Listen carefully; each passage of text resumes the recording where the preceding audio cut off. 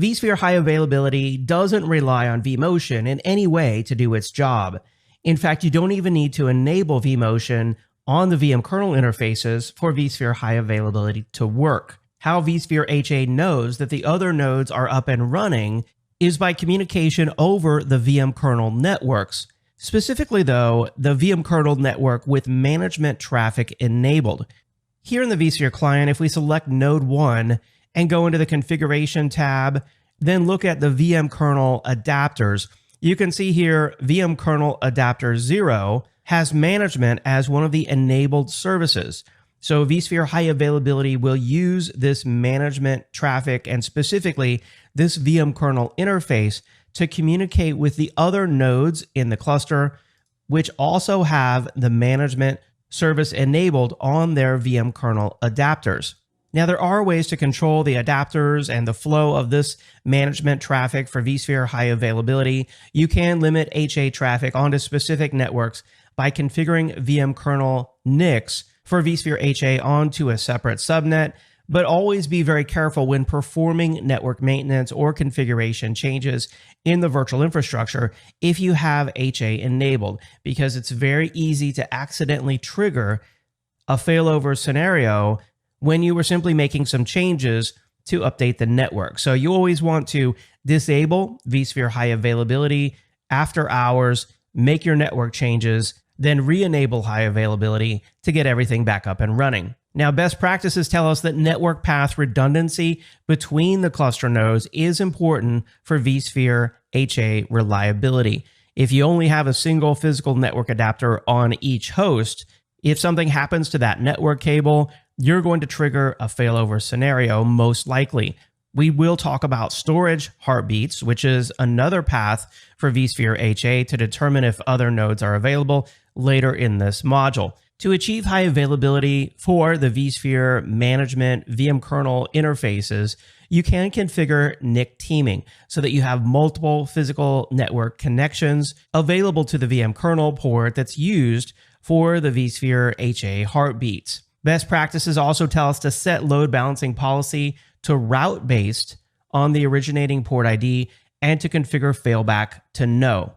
Optionally, you can consider adding a second management network connection using a separate virtual switch. So those are some of the networking best practices for vSphere High Availability. Let's now move on and talk about vSphere HA with VMware vSAN. If you're going to implement vSphere High Availability on a cluster that's also a VMware vSAN or virtual SAN cluster, there are a few things that you need to be aware of. First off, vSAN uses its own logical network. If you watched my vSphere storage course where we enabled VMware vSAN, you saw that vSAN traffic was enabled on VM kernel interfaces to make vSAN possible. Now, when vSAN and vSphere HA are enabled on the same cluster, the HA traffic flows over the storage network rather than the management network. And this is interesting because if you're like me, you probably did not expect this. In fact, vSphere HA will only use the management network when vSAN is disabled. In fact, you have to disable vSphere HA before you can enable VMware vSAN. In the current state of our cluster here at the Wired Brain Coffee Company, if we go to the production cluster and click on the configure tab, we have vSphere HA turned on. But if we go down to VMware Virtual SAN, you can see that vSAN is turned off. So if we go into configure VMware vSAN and take the default for a single site cluster, you see here, we'll get the message that you have to turn off vSphere HA and distributed power management to turn on VMware vSAN. Once you create your vSAN cluster, you can then go back in and turn on vSphere HA. We learned how vSphere HA uses the VM kernel interfaces with the management service enabled for the HA heartbeats to know if the other nodes are available via the network. However, what about some other failure scenarios? What if, let's say, a data store fails, the underlying storage array has failed, or the host simply can't talk to the storage array anymore, even though it appears to have full network access? What should vSphere HA do in those scenarios? This all comes back to what VMware calls Virtual Machine Component Protection, also known as VMCP. If we go to our vSphere cluster where we have HA enabled and go into the Configure tab and then to vSphere Availability, if we go ahead and edit the settings for vSphere HA, and what we're really talking about are these three middle options here: response for host isolation, data store with permanent device loss, also known as PDL, or a data store with APD, which is also known as all paths down. So let's start off with host isolation. By default, host isolation response is disabled, but let's say that we have an ESXi host, it's running vSphere HA, it's part of the cluster, it can communicate with the network, but it realizes that it cannot communicate with any other hosts that are in the cluster. What should it do? What action should it take? By default, it will do nothing, but we have the option to configure the host to power off and restart virtual machines. That means that the virtual machines will be powered off, and then vSphere HA will attempt to restart the VMs on other hosts that still have network connectivity. We also could configure the option to shut down gracefully the virtual machines and then have vSphere HA restart the virtual machines on hosts that are still online. To ensure high availability in this situation, you're going to want to choose one of these two options. The graceful shutdown might take the most time, but it's also the cleanest. However, the power off option to just simply power off the virtual machines would most likely be the quickest and get the virtual machines back up and running, but you take the chance of potential data loss or potential data corruption. So that's the response for host isolation. The next piece of this virtual machine component protection is what to do in the event that a data store has permanent device loss. PDL means that your storage adapter can no longer communicate with the devices that it's connected to. For example, let's say the iSCSI software initiator can no longer communicate with the iSCSI SAN. What should vSphere HA do in this situation? Well, the default is to power off the virtual machines and then attempt to restart them on hosts that still have connectivity to the data store that they were running on. The other options here could be to simply issue an event in the vSphere client or to simply take no action. So I think the default here is the best course of action to power off and restart the virtual machines on hosts that have access to the data store. Also related to storage is what to do if a data store experiences APD, or all paths down. All paths down means that a storage adapter sees a device as being dead or in an error state. So these are similar, but APD means the device is dead or in error, whereas PDL means it's a loss of communication. And here we have similar options to PDL. We can set this to be disabled. We can issue an event. We could take the default, which is to power off and restart virtual machines using a conservative restart policy. Or if we wanted to, we could change this to power off and restart the virtual machines, but be more aggressive using a aggressive restart policy. And then you can also set the response recovery if you choose to, which is the number of minutes that VMCP will wait before taking action. So this is here to just kind of wait and see if the all paths down failure will be resolved in a specific number of minutes instead of taking an action much more quickly. Next up, we'll talk about vSphere HA virtual machine monitoring.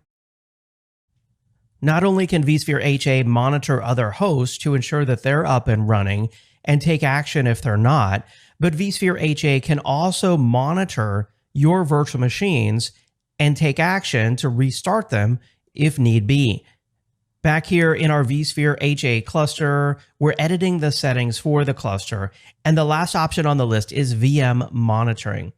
Now, VM monitoring is disabled by default, and you should think carefully before you enable this, because this is really kind of a sledgehammer approach, if you will, to resolving issues with the operating system or application. The first level of enabling this would be to simply enable what they call VM monitoring. This uses the VMware tools and does a heartbeat check, if you will, with the VMware tools running inside the guest operating system. If vSphere HA doesn't get a heartbeat over a set period of time from the VMware tools inside the guest OS, then the virtual machine will be simply restarted. And certainly this can be handy in some situations, but you also want to be careful, because what if someone, for example, accidentally disables the VMware tools or stops them and forgets to restart them? There are a few scenarios where you could unexpectedly have a reboot of a virtual machine, and that would be undesirable. The next level of this VM monitoring is to enable monitoring of both the virtual machine as well as what they call application monitoring. And when they say application monitoring, if you choose to use this, you'll have to do some sort of custom script or SDK development around whatever application you want to monitor. The possibilities are really endless, but it's going to require some sort of customization on your part to effectively monitor the application. For example, you could have a SQL database server, and you could have a script that does a test transaction periodically to ensure that the SQL database is still up and running and responding to requests. And if that script doesn't run successfully over a certain period of time, then the virtual machine would simply be restarted. Like I said, this is a heavy-handed approach. It's the hammer approach. It immediately restarts the virtual machine if the application heartbeats aren't received over a set period of time. You won't really have much in the way of determining exactly what was wrong or what caused the scenario in the first place. So use this wisely. I would probably recommend instead using VMware vRealize Operations and its more advanced intuitive monitoring tools. Should you choose to monitor virtual machines, you can configure the sensitivity. There is a preset level that goes from low to high, and you can also customize this. For example, the failure interval, the minimum amount of uptime the virtual machine has to be reset. The maximum per VM resets is defaulted to 3 so that the virtual machine isn't simply restarted over and over and over again. So that's how to enable virtual machine and application monitoring with vSphere HA. Next, we'll move on and talk about vSphere admission control. vSphere HA uses something called admission control to determine if new virtual machines can be started in a cluster that has vSphere HA enabled. If you try to start a new virtual machine and you're exceeding your capacity based on admission control, you won't be able to power on that new virtual machine. The idea with admission control is, let's say that you have 4 hosts running in a cluster, and you're utilizing those hosts at almost 100%. If one of those hosts fails in the cluster, other hosts will have to take over, but in this scenario, they simply cannot. So admission control is here to protect you from a scenario where your cluster is overloaded, you have a host failure, and you can't restart those workloads. When you go to configure HA admission control, you'll really have 4 different options when it comes to defining the host failover capacity. In other words, this tells admission control exactly how it's going to work, how it's going to do its job, how it's going to calculate whether or not you can or cannot bring in new workloads to the cluster. So let's talk about each of these different 4 options. The first one being disabled. Now, HA admission control is not disabled by default, but in many cases, administrators might accidentally configure admission control to be disabled simply because they couldn't start a new workload, and they really needed to start that workload. They didn't fully understand admission control and how it works, and when they tried to start the workload, admission control said, nope, sorry, you cannot start the workload due to admission control. And they thought erroneously, well, I guess I'll just disable admission control so I can start the workload. And unfortunately, admission control in many of those scenarios is left disabled or left turned off. And really what this means is that your cluster can easily fill up to 100% capacity, in which case you really don't have the ability to restart workloads should you lose a single host. So this is dangerous. If you have admission control set to disabled, you are in a danger condition. So make sure that you don't disable your admission control. And if you do, you fully understand what you're doing and you very quickly turn it back on. The second of the options on the list are to use a dedicated failover host. And this one is really super easy to understand. You have a configuration where by default, your cluster will tolerate the failure of a single host. And when you dedicate a failover host, you specify the host that will sit there, not being used for any workloads, totally reserved just in the event that any one of the other hosts fails. It's standing ready to restart those workloads. Now, for those of you who come from the world of storage, where you have a storage array and you always have that one hot spare drive that just sits there in the event that one of the other primary drives fails, the hot spare drive will simply take over. This is the same concept. However, it's not recommended. To be candid, it's not in the list of best practices to use this. Instead, you should really choose from one of the other two options. The next option is to use what's called slot policy. This is where a slot size is calculated based on the reservations and the overhead of all the powered on virtual machines. And while you're not dedicating a single host to be ready and standby, vSphere HA is setting aside the equivalent of one host based on the estimated workload of the running virtual machines. So vSphere is doing some math here, basically to determine if a single host failed, whether or not all of the running workloads could be powered on and distributed across the remaining hosts in the cluster.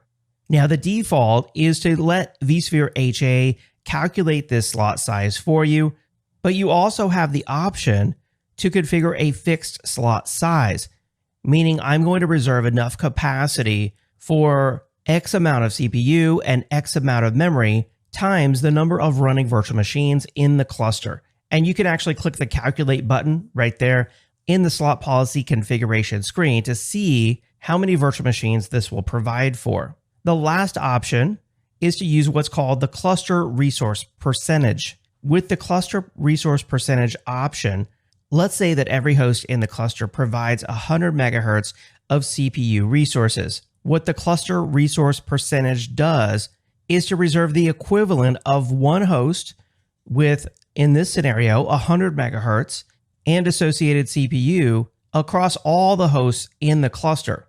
So if this is 400 megahertz across the entire cluster, the cluster resource percentage option is going to reserve 1/4 of that, or 400 divided by 4, 100 megahertz across the entire cluster of CPU capacity.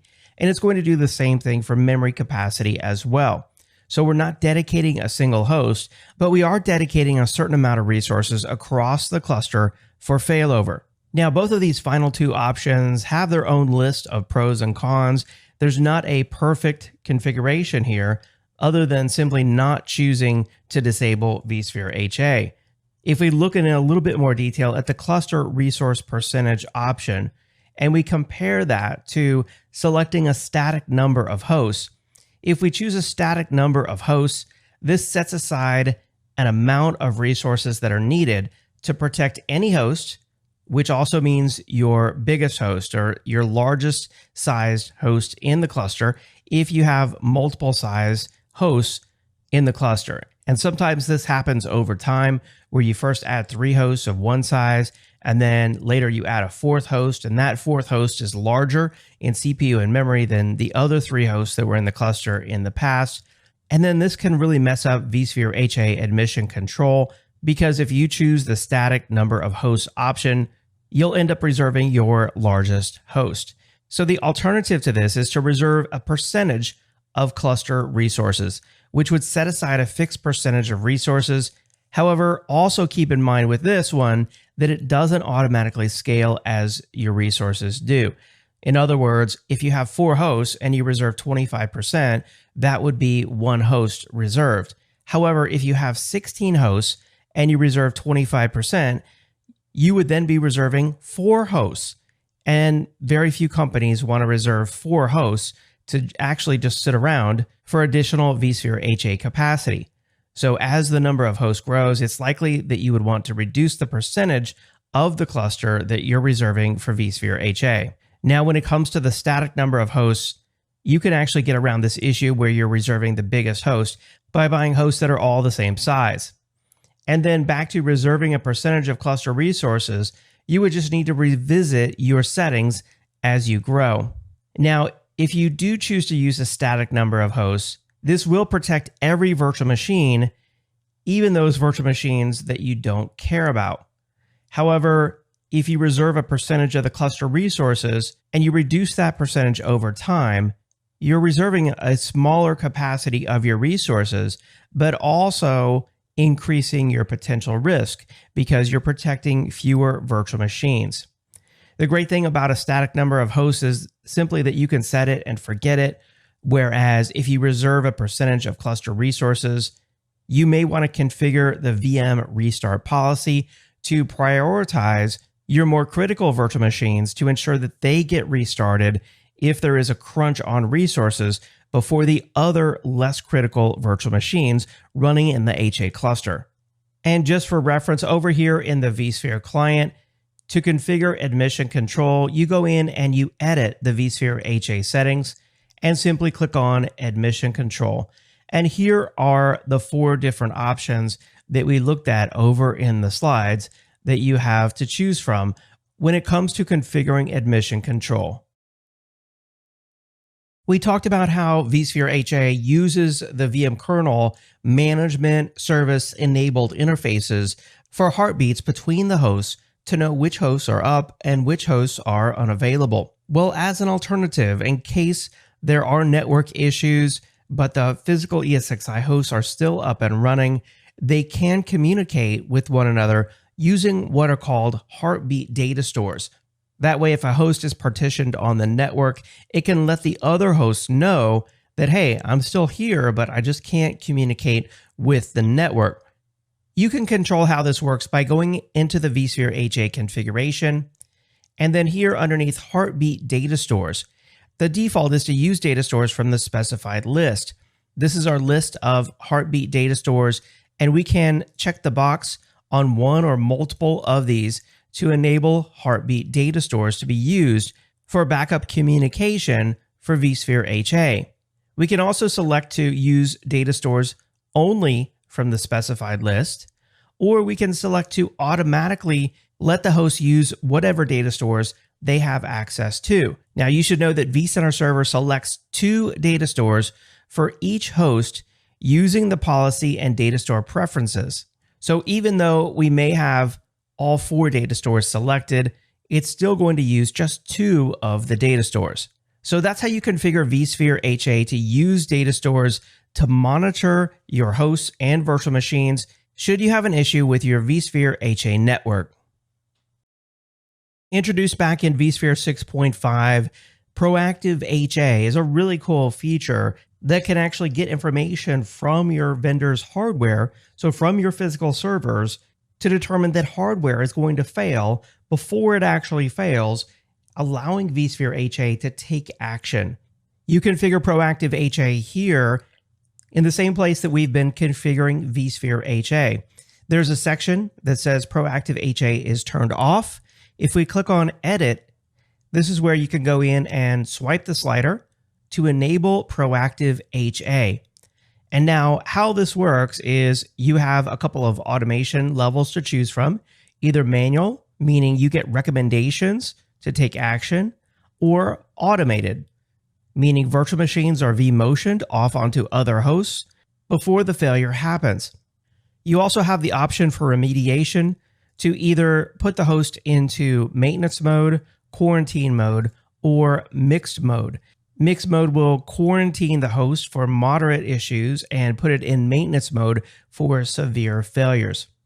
Now, none of this will happen, none of this will work without providers. It's here that if you have a hardware provider for vSphere Proactive HA, this is where it would show up. And typically this is installed from vendors like Dell, HPE, and Lenovo through a vSphere client plugin.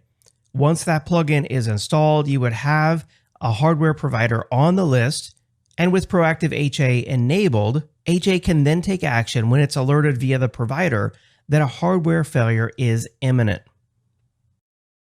In many cases with vSphere HA, it's important to prioritize the order that the virtual machines are restarted should a failure occur. So an ESXi host, let's say it fails, the virtual machines that were running on that host, there could have been 25 or 35 of those virtual machines, for example. When they're restarted, which ones should be restarted first? Surely there are some more critical applications that deserve priority over less critical applications. So let me show you how to configure HA cluster-wide virtual machine restart ordering. To configure VM restart ordering, the first thing to consider is the default priority. If we go into the vSphere HA configuration, you'll see here under host failure response, the default VM restart priority is medium. So by default, all virtual machines have a medium priority. With that in mind, I think the strategy would be to take lower priority virtual machines and set them to a low priority, and perhaps take the highest, most critical priority virtual machines and set those to a high priority. And there are kind of these strange naming conventions here where you have not only low, but also lowest. You have high, but also highest. Those are in place for backward compatibility. We'll click cancel there, and then to set priority of individual virtual machines, we'll go into VM overrides. So here in VM overrides, you can add an override. Then you can select an individual virtual machine. For example, let's say that this legacy Windows app is going to be a priority 1 restart should a host fail. And then we'll override the VM restart priority here and set this to high. We'll click finish. And now if there is a failure, this virtual machine will start before all the other virtual machines that were running on the host that failed. If we go back in and edit this, one other thing I want to point out is the option here to start next priority virtual machines when by default resources are allocated, or should it wait until this virtual machine, for example, has guest heartbeats detected or even application heartbeats detected.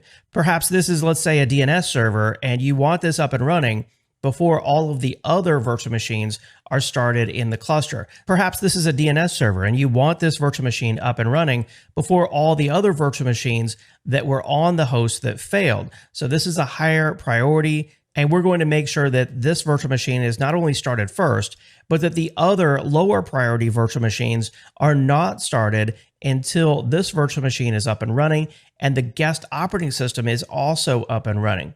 And then we can even set an additional delay after that, maybe an additional 30 seconds to make sure absolutely that this virtual machine is up and running if we really want to do that. Of course, this is delaying the restart of the other virtual machines, which in this case would be all other virtual machines that are in the medium priority.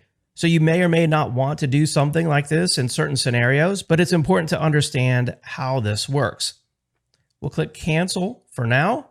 And that's how easy it is to configure HA cluster-wide VM restart ordering. Now let's move on and talk more about virtual machine overrides. Outside of configuring virtual machine restart ordering, there's more that you can do with virtual machine overrides in vSphere HA. If we go in and add a new override, you should know that you can also select groups of virtual machines. For example, if I select multiple virtual machines, I can create multiple rules for those virtual machines at the same time.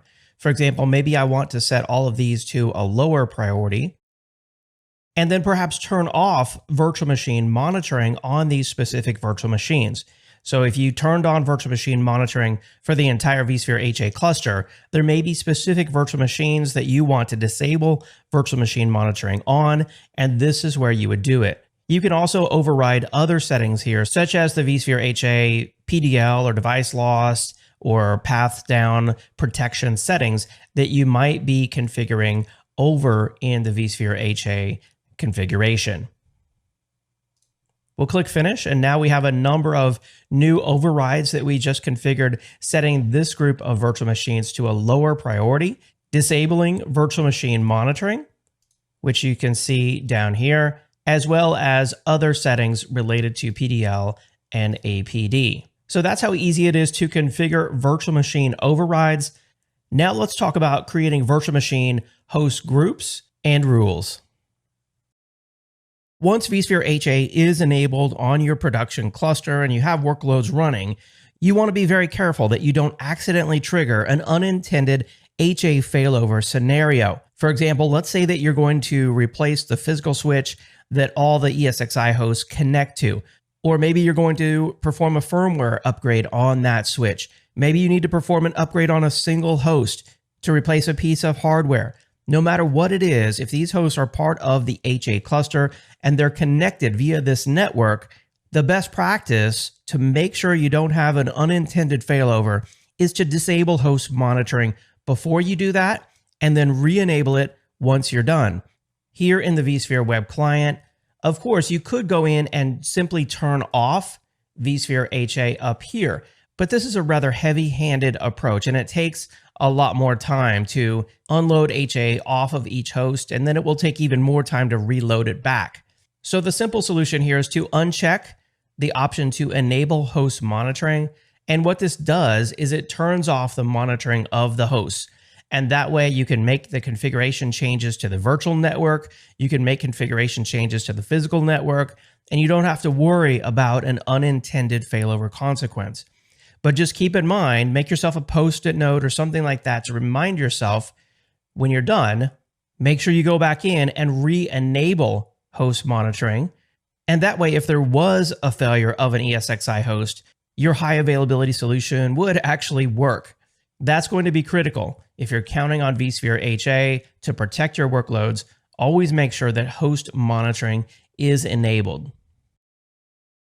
There may be a point where you need to make a configuration change to vSphere HA that's simply not in the graphical user interface. And thankfully, there is a list of these official advanced configurations that you can make, and I'll show you how easy it is to configure them. You don't even have to really go to the command line. You can still make the change in the vSphere client. Here in the vSphere client, underneath the configuration for the cluster and vSphere availability, if we go in and we edit the vSphere HA configuration, and then you go over to the Advanced Options tab, it's here that you can add advanced options. However, it just pops up a blank, really, and you may not know what option to add here. Thankfully, over here in the vSphere documentation, there is an official list of vSphere HA advanced options. You'll see the option on the left and then a description of that option on the right. For example, use default isolation address. You can set that to true or false, and that will determine whether or not vSphere HA uses the default gateway of the console as its isolation address to know whether or not that host is isolated from the network. There are a number of rather advanced tweaks in here that you can make using these advanced options. And to do so, you would simply copy the option or type it in, I suppose. And then over here in the vSphere advanced option cluster settings, you can paste that in. And then we can set this to true or false. We'll click OK. And it looks like we misconfigured something there. Let's go back and try it one more time. And it may be the space. You got to be careful with those spaces. Let's click OK. And that configuration change was a success. Now at the bottom of the documentation, now notice down here at the bottom, it says if you change any of the values of the following options, you must disable and then re-enable vSphere HA before the changes take effect. Otherwise, other changes can take effect immediately, but these three specific options do not. So that's how easy it is to add advanced vSphere HA options to your vSphere HA cluster should you need to. And with that, let's wrap up this module.